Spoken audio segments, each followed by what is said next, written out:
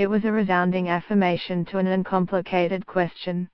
Yes, the love between two same-sex people should be equal in the eyes of the law. In Sydney, thousands gathered in Prince Alfred Park on Wednesday morning to hear their country's answer to a permission many believed they should never have been forced to seek. Nerves stilled the crowd as the result of the $122 million postal survey was delivered solemnly by the government's chief statistician, David Callis. Then a cautious cheer gave way to deafening jubilation, as he declared 7,817,247 Australians, or 61.6% of the country, had voted yes. The crowd jumped with ecstasy and relief. Rainbow flags blurred with the sky with the frenzy. Couples grasped one another in long embraces, tears streaming down their cheeks. Benjamin O., 36, and Nam Phan, 35, crouched over their daughter's pram as she stared back at them, oblivious to the celebrations around her. They will marry as soon as the Marriage Act is changed. Baby Ann, 7 months old on Wednesday, will likely only remember an Australia where her father's love is entitled to equal recognition before the law. We want to protect our little one, Mr. O said. For us it's about the legal protection. For Australia, it was a momentous civil rights milestone.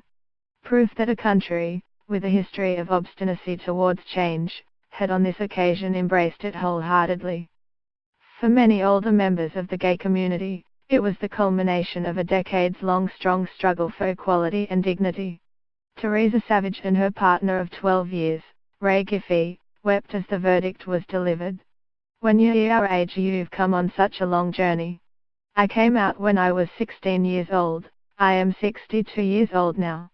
I couldn't have imagined this would ever happen, Ms. Savage said. We've been through so much over the last few weeks. Some of the negativity has been really hard to cope with, and that's reinforced what's happened to us over a very long period of time. 40 years ago, Ms. Giffey had been at the infamous 1978 Mardi Gras, where hate had spilled from police batons and the gay men and women arrested were unforgivably outed in the pages of the Sydney Morning Herald.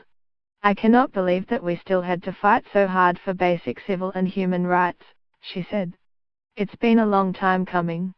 The longest minute of all preceded the verdict, when the possibility of rejection and its devastating consequences could scarcely be countenanced, nor dismissed. I was feeling really anxious, Alice Constable, 36, said. We're literally talking about my rights and whether or not I feel safe walking down the street holding my partner's hand. In the end, the result, hailed as a landslide victory by the Yes campaign, revealed the embarrassing intransigence of Australia's federal parliament on a question which the majority of the Australian public clearly had no quarrel. Every state and territory recorded a majority yes result.